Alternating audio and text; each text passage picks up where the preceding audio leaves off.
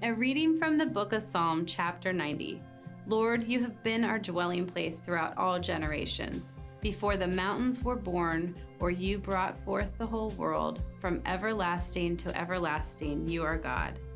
You turn people back to dust, saying, return to dust, you mortals. 1,000 years in your sight are like a day that has just gone by, or like a watch in the night. Yet you sweep people away in the sleep of death. They are like the new grass of the morning. In the morning it springs up new, but by evening it is dry and withered. Our days may come to 70 years or 80 if our strength endures. Yet the best of them are but trouble and sorrow, for they quickly pass and we fly away. Teach us to number our days, that we may gain a heart of wisdom.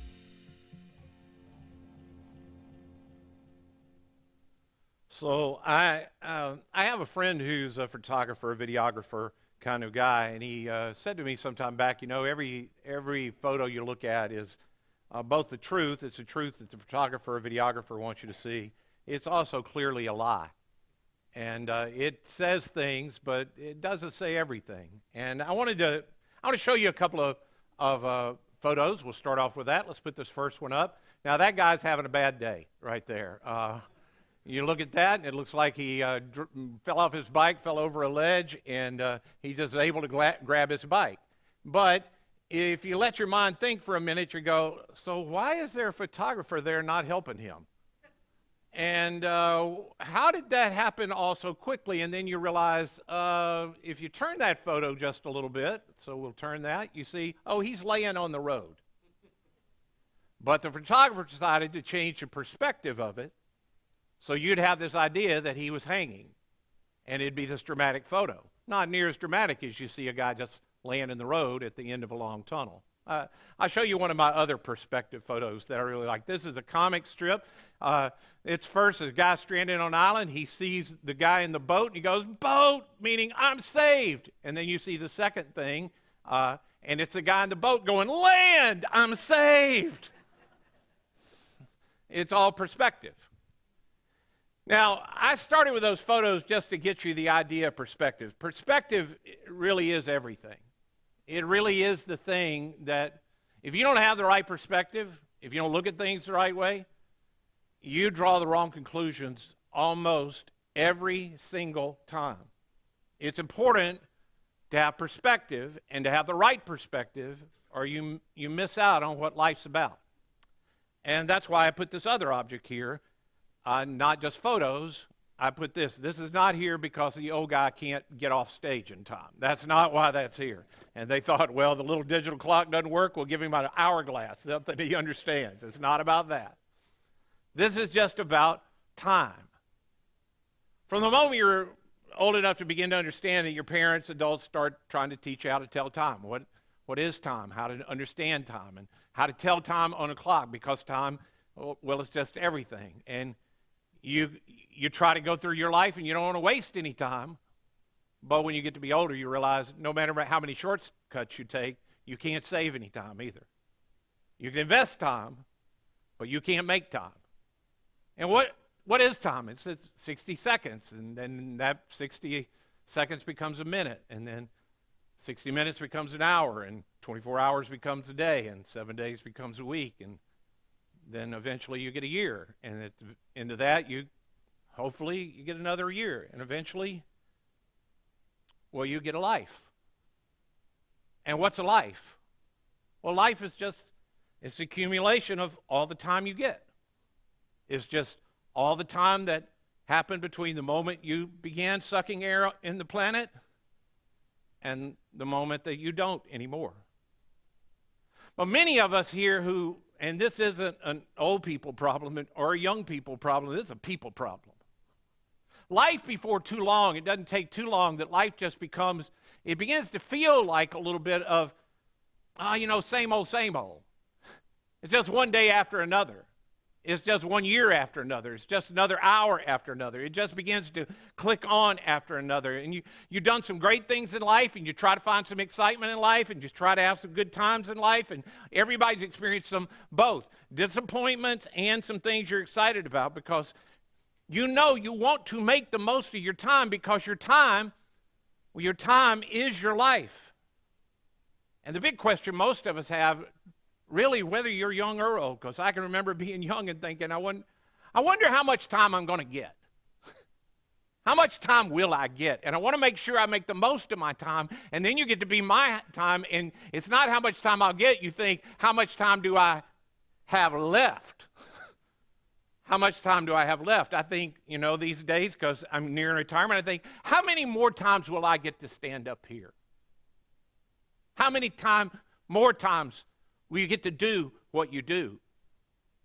And the real question in all of that is not how much time did I get, but what did I do with the time I was given? Did I make anything out of the time that I have? Is there a way that I should be using my time, that I can make a difference for me now, and that when my time is up, no one will think I just wasted my time? And that's what I want to think with you about today. I forgot again. My name's Ed. I'm one of the pastors here at Community Christian, and I'm really glad you guys came to be here. We're in this series on wisdom, and it says on the screen, Proverbs. I have to admit to you, you noticed when the scripture is reading, I'm cheating today. I'm not taking a verse from Proverbs. I'm taking one of the verses from another wisdom literature, and this is really, if I thought that you remembered what I talked about last week, I'd say this was a series, but this is just builds on that in my mind. I get that you don't remember. But this is about time and how you make the most of your one and only life. And last week it was you only get one day at a time, and you got to buy into that Jesus is the source of life every day at a time. Well, today, I want to read some other wisdom to you, and I want us to focus on it. You've already heard it. And most of the people, when they think about Psalms, they think, well, that's all, it's the book of David. We talk about it being David, but this Psalm's not David. This is another unique thing about it. It's not written by him. It's written by another guy you know. In fact, this guy is so important that 3 of the major world religions call this guy a part of their patriarchy. He's a guy named Moses. And Moses is such a great person that, again, Judaism, Islam, and Christianity all refer to, Moses as a part of their lineage. And he's that little boy that, if you know the story or you've seen one of the movies made about his life, that he gets born when a time when all the Hebrew babies are being put to death, and he gets saved out of the river by an Egyptian princess, and he gets taken into the palace, and he gets raised as an Egyptian prince, and all he knows is what it's the wealth of the castle, of what it's like to be the son of a king. But he begins to notice he doesn't look like the other Egyptians. He's a different race, and he notices that everybody that looks like him, they're slaves. And over time, he begins to feel for the people that are like him. And so one day he sees one of the Egyptians mistreating somebody that looks like him, and he stands up for them, and he winds up murdering the guy. And then all the people who don't look like him, the Egyptians, turn on him, and he has to run for his life. And he winds up in the desert at 40 years old. All he's ever known is the palace. He's living in a desert. And he winds up getting a job working for a guy he's just a shepherd in the middle of the desert. Not even a great place to be a shepherd. He's just a shepherd in the middle of the desert. And Moses gets a job tending his sheep, and eventually, because he's there for 40 years, he winds up marrying the shepherd's daughter. But for 40 years, he goes from being the prince to being a shepherd, and Moses' life just becomes what so many of you think your life is like. Is I get up in the morning, and if the sun's up, I'm with the sheep. And if the sun's down, I'm sleeping with the sheep. And if the sun's up, I'm with the sheep. And if the sun's down, I'm sleeping with the sheep. Day after day after day after day, until finally, one day something different happens, and God calls out to Moses. And he says, I haven't forgotten the people in Israel, and I haven't forgotten you. It's 80 years, but your time, your life is not over. I actually do have a purpose for you. With all the time I'm giving you, I have something I prepared you for. So with all of that as a backdrop, I wanted you to hear who wrote this because, again, context, perspective, it's everything. This is a guy that we're going to listen to today, who's been at the lowest valley, back on top. He ends his life at top. And this psalm, we believe, is written right near the end of his life, when he's taken a perspective on it like old people tend to do. And he writes this that you've just heard read by Molly on the screen, but it's in the context of everything you've heard about his life. And all our little time, all the little snippets and all the good moments and all the bad moments, all our 70 or 80 years they come to, they all fall within a context. And if you begin to look at your life from that context, you'll begin to discover you have a purpose for your life. There's always been there. From the time you were young to the moment you die, you discover there is this purpose for the time we spend in our life. But if you never, ever get that perspective in your life, if you never gain that perspective, eventually all your life will come to is you'll be asking, well, what's the point? When you're young, you don't think much about the point of life because it just seems obvious. At 18 or 25, we are pretty sure we know the point. We are the point. The point of my life is me. Everything is about you. Your job, your relationship, your happiness. In fact, during the adolescent years, you haven't fully developed the part of your brain that could even consider things from another person's point of view. It's the only way you can see things. But as you get older, you start to realize other people exist, so I can't be the point. And it's freeing at first, but eventually, without the right context, we begin to ask, is there a point to life? As we look to the future, we see everybody's kind of the same. We're born, we go to elementary school and high school, and we either get a job right away or go to college, and then in a few years, we all end up in the same spot. And then for some, it's about getting into a relationship, and some get married, and then some get married again. Some people have kids, and then those kids grow up, and then we play golf or buy a motorcycle. Then we get sick, and then we die. And no one exactly follows this pattern, but none of us are that unique either. And at some point, you notice that and you think, if that's how life works, what's the point? Now, if you believe in karma and reincarnation, then there's more bad news. You get to do all the pointless stuff again. And it's not like you do it much better, because all you can seem to remember of the past life is being a medieval knight or something. But it's all kind of the same for everyone, and at some point you begin to realize, if I'm not the point, what is the point? And the reason we miss the point of life is because we don't understand the context our life exists in. You need a larger context for these minutes and hours and swiftly passing years God has given you. And in this psalm, Moses gives us the context. He says, Lord, you have been our dwelling place throughout all generations. Before the mountains were born, or you brought forth the whole world, from everlasting to everlasting, you are God. You want to know the point of your life? Then you have to understand that the bookends of your life aren't your birth and your death. The context for your life is the everlasting to everlasting God. The only way to have a point to your life that is bigger than you is for it to be rooted in the everlasting God who made you. Moses says, you turn people back to dust, saying, return to dust, you mortals, which we all want to ignore, but it's true. No matter how cool you are, rich or popular you are, no matter what you have accomplished or how famous you are, in the end, we all return to the dust God made us from. Moses continues, 1,000 years in your sight are like a day that has just gone by, or like a watch in the night. Here's an interesting fact. The ancient Hebrews would divide the night up into 3 or 4 periods to stand guard over the sheep. So a watch is like 3 or 4 hours. And Moses says 1,000 years for God is like 3 or 4 hours. Now, try and do the math on your 70 or 80 years from God's perspective. It's like a breath or a snap of the fingers, which doesn't feel encouraging, but it's so important. To get the context of life, you have to see the reality that it's this. And if that's the case, then it's futile for you and me to try and create something meaningful on our own. We really don't have enough time.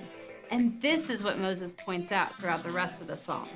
Our only hope for purpose, our only hope for significance is to take the short years God has given us and to put them into the context of what God is up to in this eternity to eternity story.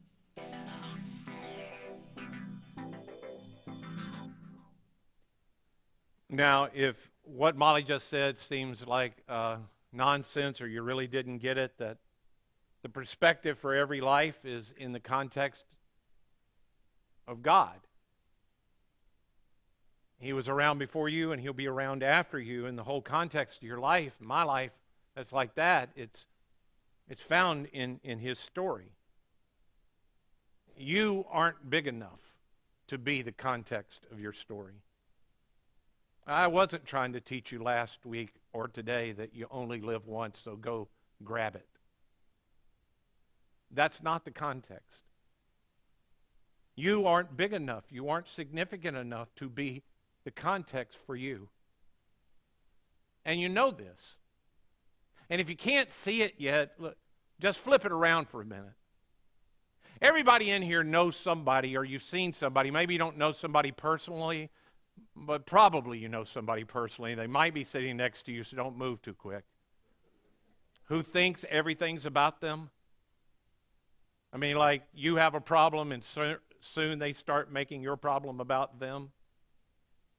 We all, I mean, if you can't grab anybody else, we all know 70, 80-year-old politicians that still think everything's about them, right?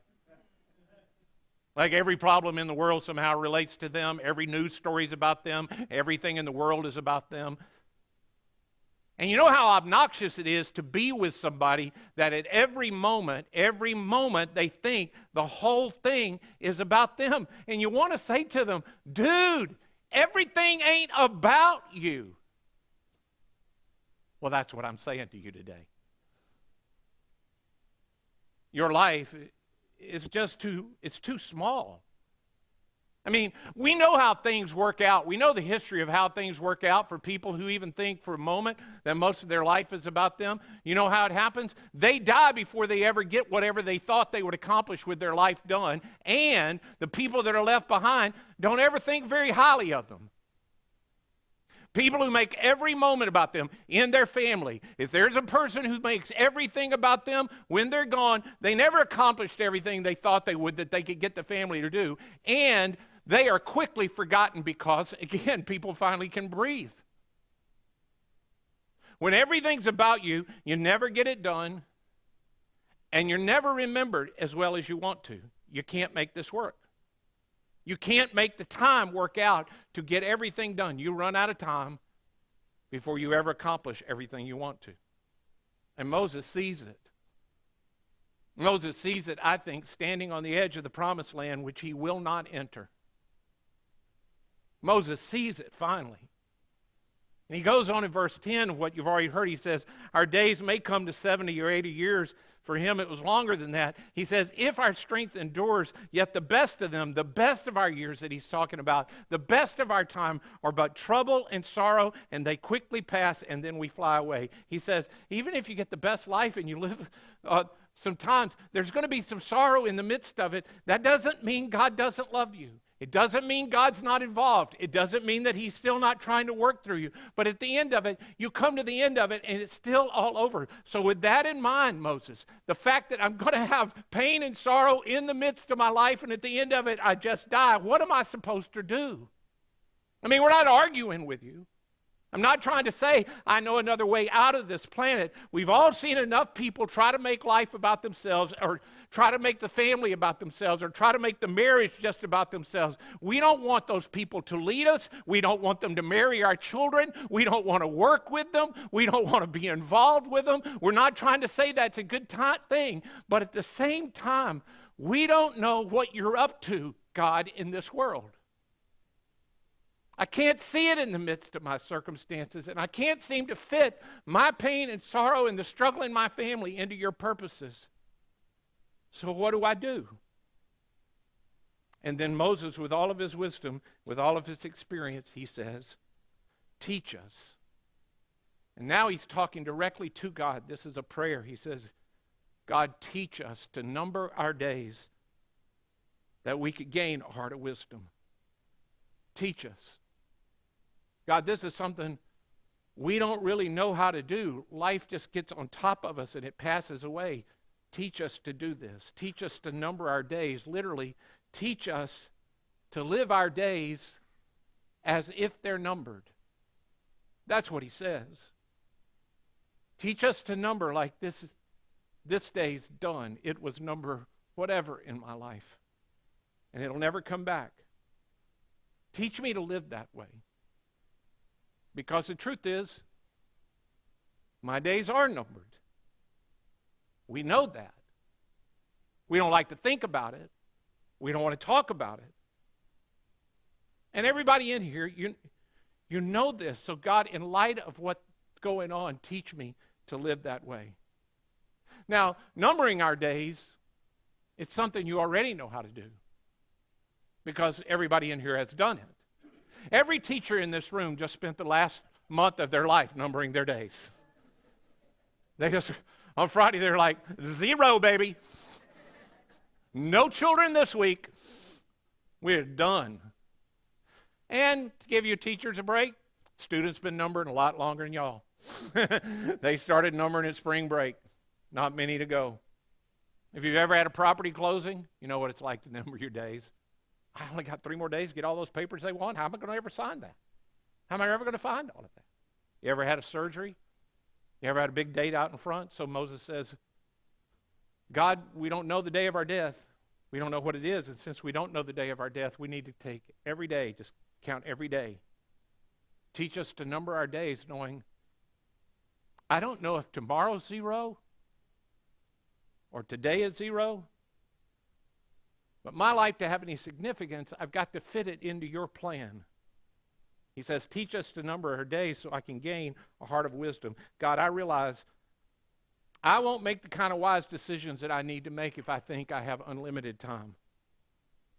God, I need to make better decisions knowing that every day is precious. I need to live with the knowledge that my days are numbered, and that drives everything toward living a wise kind of life. Instead of always saying, what time is it and how much time do I have left? What I need to be saying is, what am I doing with my time? Because I can't save it. I can't make more of it. What am I doing with it?